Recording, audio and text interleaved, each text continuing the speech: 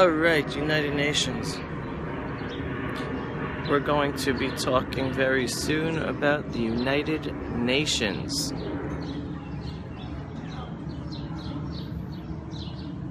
Right now, just enjoying the outdoors.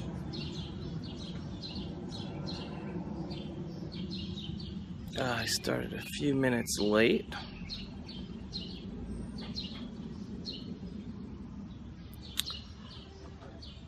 But we will be beginning in a moment. In the meantime, just enjoying the beautiful outdoors. Love hearing the birds in the air.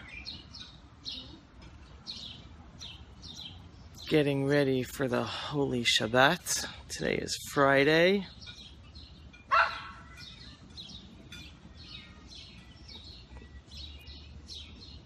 One of the most special days of the week, getting ready for Shabbat. Getting ready for a day of total disconnect from everything, the outside world. We're about to begin. Hello, Mark. Pleasure having you here. I like your tagline. Attitude is a little thing that makes a big difference. I agree 100%. Life is about attitude, how you deal with it. I was just getting the last minute preparations here as we begin to talk about the United Nations. So I'll start. Today, headline news in Israel. I don't know if they made the headlines of the newspapers here in anywhere else in the world or in America, but headline news in Israel is that the Prime Minister of Israel, Benjamin Netanyahu, basically said that today is a black day on the history of the United Nations. Now, I like to say, on the one hand, I am ecstatic that Prime Minister Benjamin Netanyahu came out publicly with that announcement, because with what we're going to get into in a second, what the United Nations did yesterday, it certainly is a black day in its history. But the one thing I disagree with is almost every day of the United Nations is a black day on the existence of the United Nations, not just yesterday. So let's go. What happened yesterday? Yesterday, the United Nations basically came out with a report on children in conflict zones. And while it lists and while Ban Ki-moon, the head of the United Nations, actually listed different countries that have human rights abuses of children, he only singled out one country for a special point. In order to point them out as being the ones that need more attention, more feedback, more criticism than any other country in the world. And what was that one country? That one country that Ban Ki-moon singled out for abuses of children in conflict zones was Israel. Now, there are a couple of problems here. A couple of problems. First of all, do you know how many conflict zones there are in the world where children every day, are being killed, raped, abused in conflict zones? Every day in today's world. This isn't just something happening in one country, two countries. It's happening in many countries every day. And yet, we come to the situation of Israel and our Arab neighbors. The only time children are in a conflict zone here by us is when the Arabs decide to attack us and shoot rockets at us. And then there's a war. And a war is a conflict zone. And innocent civilians get hurt, especially innocent civilians who are used as human shields by their own people. And who are we talking about? Hamas used their own own civilians as human shields to protect their rockets, to protect their militants. Okay, so on the one hand, you have conflict zones around the world, almost every day. And I'm going to say hi to Gracie. Thank you for joining us. A pleasure having you here again. So again, around the world, there are plenty of conflict zones where children, obviously others as well, but especially here, the United Nations talking about children, are being abused, killed, raped every day. And yet, there's the conflict of Israel and the Arabs, where only when the Arabs wage war on Israel is there then a conflict, that children become part of that conflict. And why are children a part of that conflict? Because Hamas uses them as human shields. Hamas shoots their weapons from schools, from United Nations agencies, from buildings of homes, from apartments, from hospitals. They have their headquarters under the Shifa hospital in Gaza. So we're talking about a conflict that only happens when the Arabs wage war on Israel. Thank you very much, Gracie. Yes, latest updated info on Israel. Appreciated it. So the conflict here is only when the Arabs wage war on Israel, and the Arabs use their own civilians as human shields. Yet, in the United Nations, the only country that gets singled out for abusing children in a conflict zone is Israel. Makes no sense whatsoever. So again, I am thankful that Prime Minister Benjamin Netanyahu said publicly and got headlined in calling out Ban Ki-moon and saying it's a black day in the history of the United Nations. However, this isn't just a one-day occurrence. This is an everyday occurrence. That human rights abuses are taking place around the world. The United Nations does virtually nothing about it. No resolutions. And the only country that gets singled out on a constant basis, almost on a daily basis, especially by the UNHRC, especially by the United Nations Commission for Human Rights, the only country that gets singled out almost daily is Israel.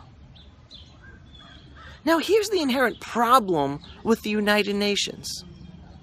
The United Nations organizational structure has it that every country has an equal vote. So, let's say there are 100 countries in the world. Let's say 51 of those countries are countries that do bad things, or they're not democracies, or they're theocracies, or they abuse human rights. All right, you have 51 countries, this is hypothetical, 51 out of 100 countries in the United Nations who are bad.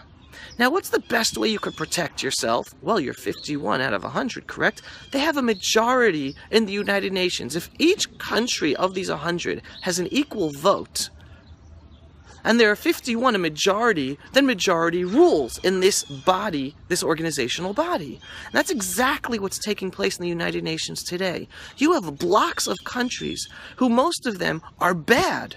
They're non-democratic, they're theocratic or autocratic. They are countries that they themselves are human rights abusers of their own civilian populations, yet they get a pass by the United Nations because they have an equal right in the runnings of the United Nations.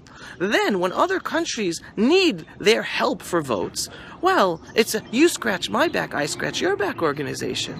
You want me to help you? Help me. You want my vote on X issue? Well, make sure you don't vote for me, or you do vote for me on this issue. So you have a block of countries who are autocratic, theocratic, non-democratic, human rights abusing countries that have sway over the runnings of the world. Which means what? Any countries that don't have enough allies of interest, okay, not necessarily allies, but allies of interest, then votes or resolutions can be taken against them. Why? Because the majority of the countries don't care about them and will vote against them or for them in a bad way. But when you have countries like Iran, that's a human rights abuser, that is the biggest state sponsor of terrorism in the world, when votes come up against Iran, well, they're tabled. They're not even put up for a conversation. They're not even put up for a resolution.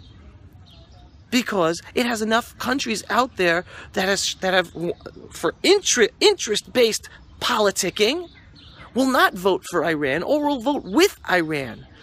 And now here's the kicker. Iran, the biggest state sponsor of terrorism in the world today, not just terrorism across the Middle East that the world is silent and not talking about or not dealing with properly, but they sponsor terror cells around the world. They sponsor a jihad of the Shiite Muslim strain all around the world. And yet when votes come up in the United Nations, there's no resolutions against Iran, the biggest state sponsor of terrorism in the world, and it's silent. And yet they're on the Human Rights Commission or Committee of the United Nations. So you have the cat watching over the milk. This is the United Nations. And then you come to Israel. Israel is alone in the Middle East. We are surrounded by the Arab nations. We are surrounded by the autocratic, theocratic, non-democratic, human rights abusing apartheid regimes, right? Apartheid was a religious apartheid or sexual apartheid. That's what happens in the Arab countries in the Middle East. There are no equal rights. Israel is a minority in this region. And yet, on the international level, in the United Nations, Israel is alone because her region of countries stand together in making sure the world doesn't pay attention to their ills of society and their human rights abuses, but they have enough clout and enough interest politicking with other countries in the world to ensure that Israel is always on the docket, that made-up claims against Israel always get attention, that reports written up by lies are conducted, that cronies who themselves are not Israel supporters run the commissions and the research reports instituted by the United Nations. Now, if you think this is something that just affects Israel, well, you'd be wrong. Because what about that woman in Saudi Arabia who can't drive? What about that blogger in Saudi Arabia who just got lashes and 10 years in jail for writing something against the regime?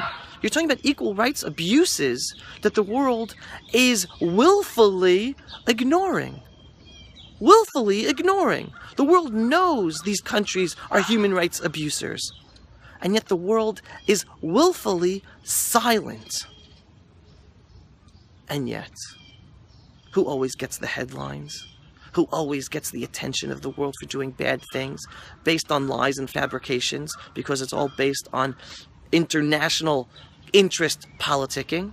Israel. Everyone, they all have something against Israel. In the end, they don't want us here. So the attention is always on Israel.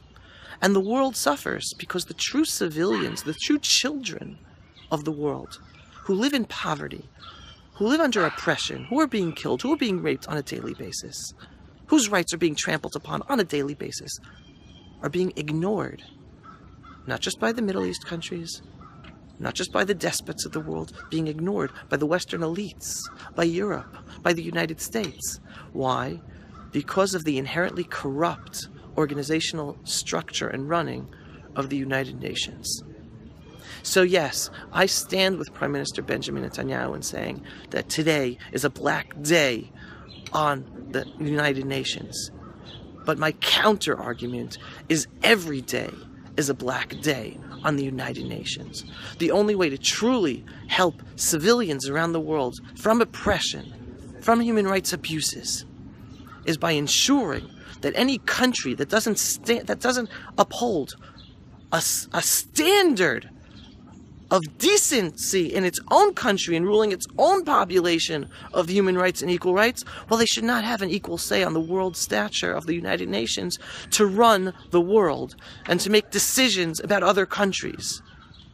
So if anyone is truly interested in truth and justice and looking after humanity for any country in the world, it must start with an organizational restructuring of the United Nations, taking away rights, voting privileges of countries who do not uphold at least a minimum standard of human rights and equal rights with their own civilian populations. That's it with Israel Straight Talk today. I'd like to wish everyone all over the world a Shabbat Shalom, a peaceful and restful Shabbat, Sabbath day, where you get to disconnect from your whole week, when you get to focus on your spiritual self, focus on the wonders of creation, focus on the wonders of the world, focus on the beautiful present of life that we have, that we wake up breathing, that we go to sleep breathing, that we wake up the next day.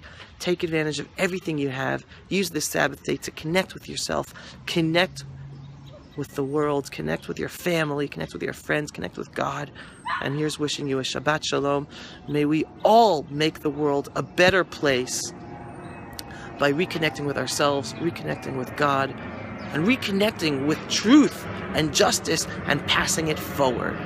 Shabbat Shalom and Shalom. Looking forward to seeing you all in Israel, holy city of Jerusalem.